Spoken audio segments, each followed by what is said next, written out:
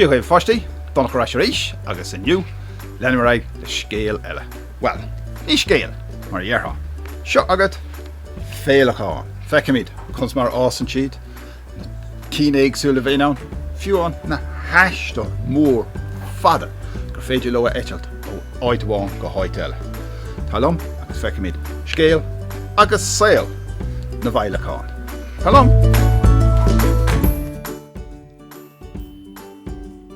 Seo agad féalacháin. Údar Alejandro Algarra, léiróidí Daniel Hort, Jara agus legan amach ag na fáiltethirí Gemser Publications, ba í moire í bhacín a daistig agus ba é an gúm a dailtig a scéilge. Seo agad féalacháin. Ceann an sin, ceann eile an sin, agus feicna daithna éagsúil atá orthú. Os reiglings feicimid ag scéal na féalacháin. A bhuí leis an féalacháin agus leis an bol nu a dhéanann siad, ompíonn a lán bláhanna ina dorthaí. Déan siad an chudáirigh obair nach nnéanand. Siúlóid le féalacháin. An rachamid ag siúl sa gáirgéin. A raig linn. Féach! Cad é sin ar an mlá seo. Féalacháin áling. Sílam go bhfuil sé ag iarra labhart linn. Móra daobh ar bhailmh teachlum. In seo ag mé gachród daobh faoine féalacháin agus leabhain. Fecht an neart ann nach bhfuil a 1, 2, 3, 4. Sna dachanna éagsúil orthú freisin. Mo chud scíthán daite. Sin cín daite eile. Sin gan mór an dacha an gceann sin. An rogha is agad gur feithidí iad féalacháin. Tá sé chos agus rá Anthony ada oring, rá húlmhóra, teanga ada cosúil le tiúb dúnta agus ceire scíán mhóra. Ach nílamid cosúil le feithidí eile. Bhín scíthán ildáte le spotaí, le streipanna agus a gréasáin áile aginge.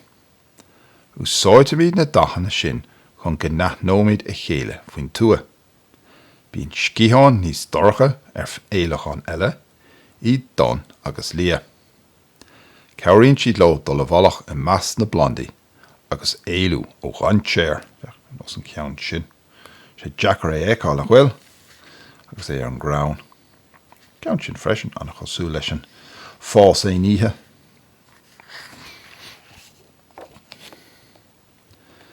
Metamorphos. Cad é sin? Nuair hagann madraí, cuit, anmhaithe agus daoine ar an saoil, féchann siad an chosúil le na dismathirí, ach tá siad a bhad níos lú ná iad.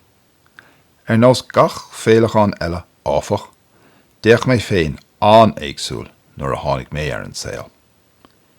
Ní thonainn an chuma a bhí orm an sin agus atá orm an isis. Bhín ceithre chuma an éagsúil ar éalacháin i rith a saoil.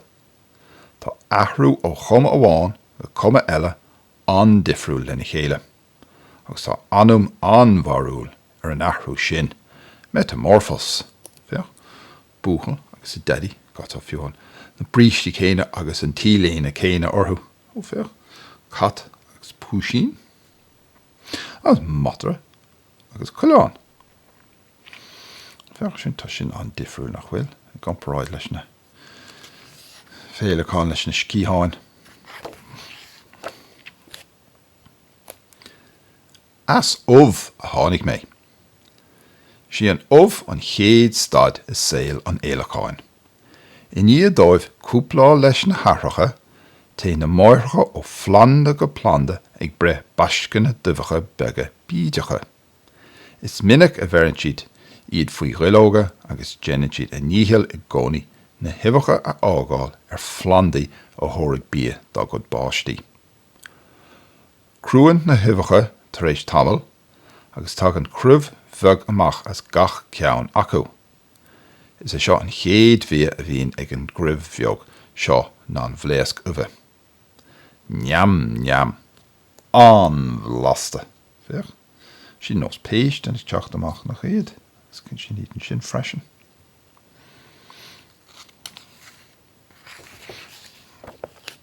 Fech. Bulb an ocrach. Sin chribh seo a hagan ón an dara staid is saoil an éilecháin. Bulb an tanam ceart an gribh bheog seo. No tugtú larva freisin. Tá curp fada bug an mollab agus cligan cho crua le cligad. Tá sé chos veige díracha faoi agus go leor cos a bréige leis tír díobh sin bhfuil buin gramachach. Súla bega le droch rairc a bhín an gribh. Tá na gile láidir aige agus úsáidan sé iad chun duilóga agus plondaí a ithe.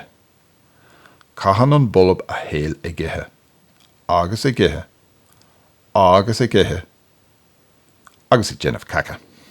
Well, má éitir fi golóir. Déanta golóir cac freisin nach méantar fechorú. Fechtar tríis isteach an sin sa bhlá, nó sa duilóg. Tá fós ag ithe is ag ithe fech. Béal lán aige.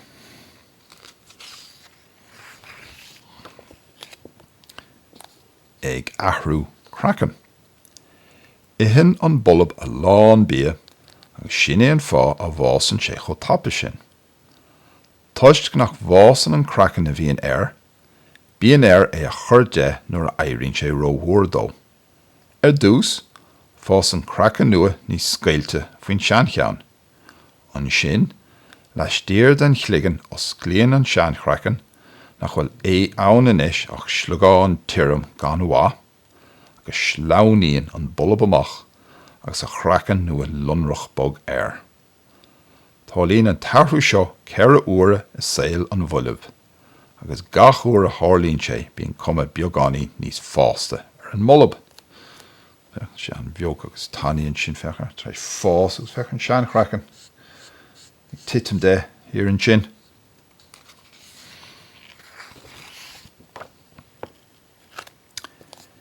Seachant. Agus sin in mollab, bí míad a gontuairt. Bí míad bug agus ráir, bí all in blaste de chud mhór anmhithe.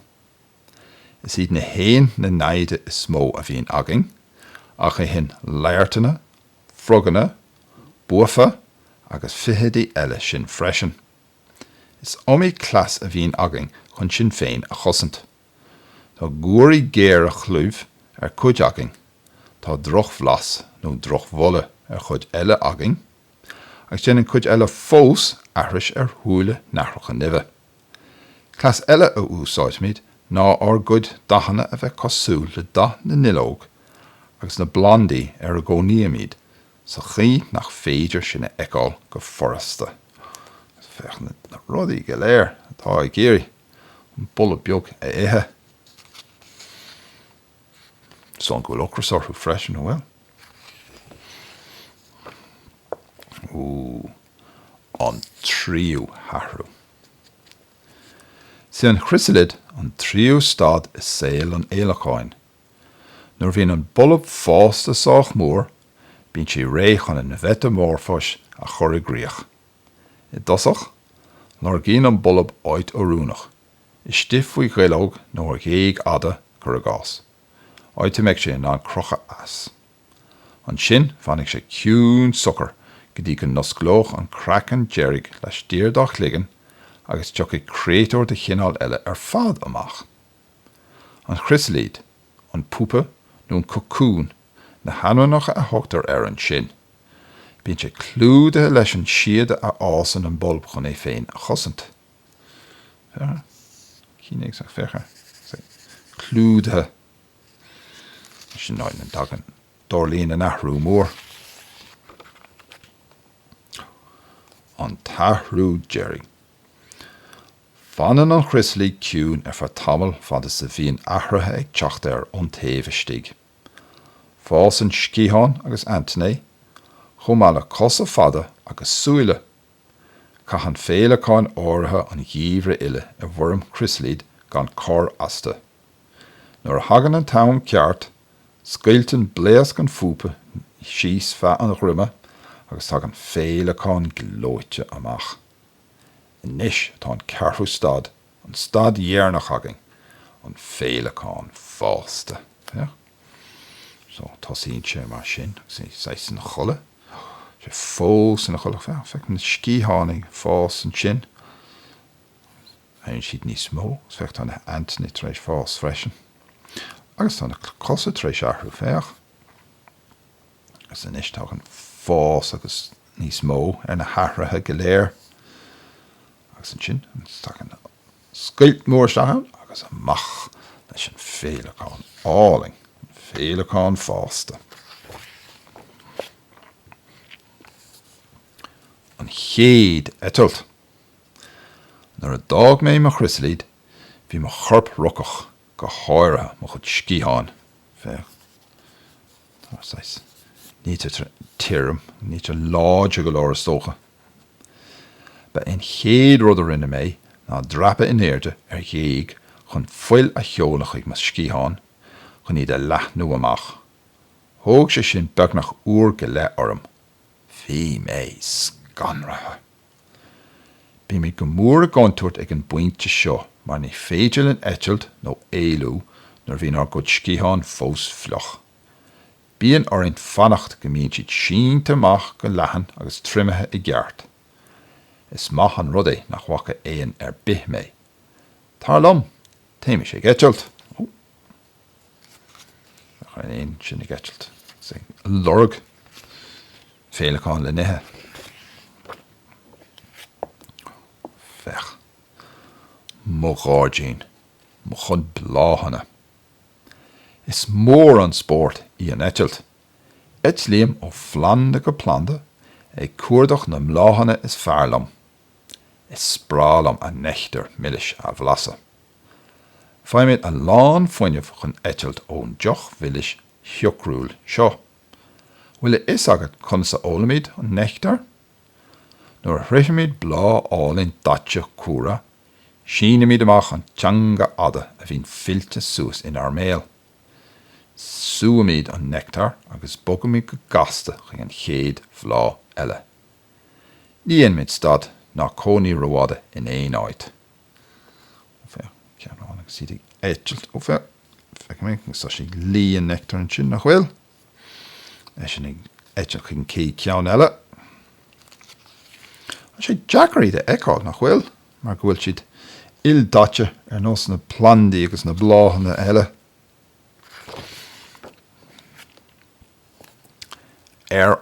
Gosant. Tá a lán naide ag féleáin ina dimpelacht féin.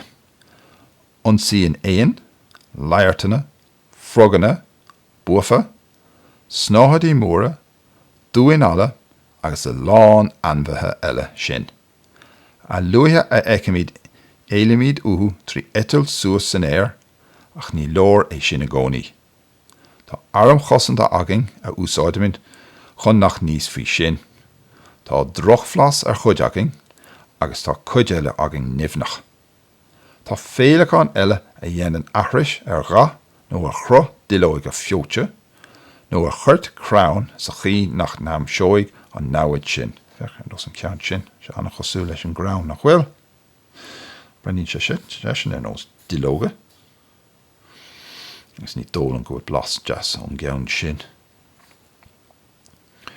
Curann féleáin eile íomhád a thuúla móra ar a scíháin chúl, curann sé sin an ruig ar an náid.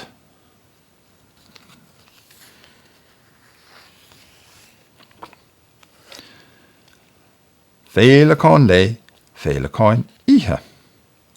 Tá rá bhór grúpa féleáin ann. Féleáin lé, nó gná éileáin, agus féleáin ihe ar a Dr. Lavin. Is féleáin lé mé féin. Tá ma chol carracha na lawan, níos ráran á mé, agus tá níos smó clúh ag fás orthú freisin. Cro clete atá ar na hantainna acu. Nuair a ghlacann siad sos, leithníonn siad a scíháin nó churann siad cro DNT orthú féin, ach dúnam se mochuid scíán timpeall a charp. Et lín na lawan is títhe. Tíglad iad eáil timpeall volgáin solis. Bí córmach a lawan nó dófar hú. Ag etchilt mór himpeall an solas an sin. Fechar hun sin. Fecht an Anthony difriú lorthú. Freisin. Agus cuiine bhfuil an scíán sais geartha.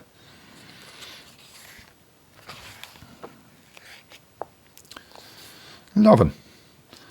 Tá bhád níos mó spéisiís lavan ann ná spéisiís féileáin.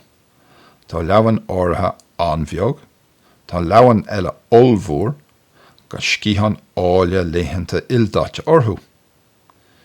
Bhíonn a god bolb siúd cún siade mar chlúd ó cosanta do na púpi. Nuair hagan an lavan buinean amach as an cún, tá an bolle áil in cúbhar áthaí a bheallan na lawan irinne ina timpeall. Is lena chud Anthony atá a gro cleite a aimsíd an bolle seo, agus tagan siad ó chian is ó hóngar chun cúplá leis an lawan buinean. Ina dhé sin berann sis a lán uireacha. A le héad ó fech an bolle jazz ag teachtúí agus an sin na cín furin ag etchiil chuki. Leis na bábhí ina dhéanamh. Seachan mo chud ganí. Éachtú mo chud scíán nach álan na dachanna atá orthú. Tá sí clúdathe leis na mílte ganí bídeacha. Tá na ganí sin anmhog fad. Má legan tú mér mar scíán, titig na ganí agus fácaigh si da de bhéir. Sna tíortha teo bín réimse íontach dachanna ganí na bhéalacháin. Ná leag mér mar chud scíán le a hall. Ní míon lom a ná a scrisa. Fechan sí go beag bídeach na rudí sin na ganí. So, brannaí orthú ach nach chuir de bhéir orthú. Sin é. An blacht éilecháin. Inis, inseo mé dit fa cheann de na féilecháin is cáiliúla dain, an blacht éilecháin. America hua atá cónaí agus tá dachanna áile flanmhaí agus dubh a chud scíán. Úsáideann siad na dachanna sin chun fannic a chur éin mar tá droch flas orthú. Fain na buile bí ó flan de nimhnach ag sin an fá a bhfuil na féilecháin ásta nimhnach. Ach sé rud is aontaí faoin bhéalacháin seo ná a fátrún imirce. San óir, taiste lín na milliún acu ó Cheanada agus ó Stáid Aontaithe Mheiriceá go Mexico lár. Agus an airach fille na féilecháin óga an áid ó na tháinig a dismathirí agus a chean tismathirí. Tá súlagan gur bhain tú taitneamh as an ólas seo faoin saol spéisiúil a chahammuidne féilecháin. Slán go fóil, fechar. Hús an sin agus ten siad an ball go léir tras na America síos go Mexico agus an sin fillin siad a ríis. So, Fíorchaí simúla faoi éilecháin. Tá breis is 165 míle spísis éagsúil féilecháin agus leabhan ann. Lepidoptera an tanam atá an grúpa ina bhfuil siad, focail le chiallaín, scíán le ganí. Ní thag an féilecháin le chéile i ggóluadar chun tascanna a roinnt. Uaireanta bailíonn siad le chéile an grúpaí idir bheog agus mhór, mar bhuilimh agus mar éilecháin ásta. Nuair a bhailíonn na blach éilecháin le chéile chun dul imirce, mar hampla. Bhain an tábhacht mhór leis na féilecháin agus leis na leabhan maidir leis an chóras. Bhain siad bia ó nechtar na mláhanna. Is bhaid sin a ain siad isce, salan bhíonracha agus siúcra atá riachtanach chun fuinneamh a thuairt dóibh.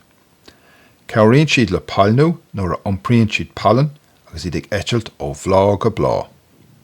Os a chuine sin, chuireann siad isteach ar a dimplach nuair a bhíonn siad ina lárbhí mar go gcuireann siad roinnt plandaí i mbail ag an staid sin. Ach nuair a scriosann na boladh mórchuid plandaí is minic a bhíonn an milán na daoine a scris na hanbha a ihin na larvaí agus na bolb sin. Tá an tóirge antáhacht a chugging ón leabhain. Feimid siad an nádúra ón seirceán, 6 bolb, tá le fáil sa tí le breis is 5,000 bliain. Fechan sin é, siad.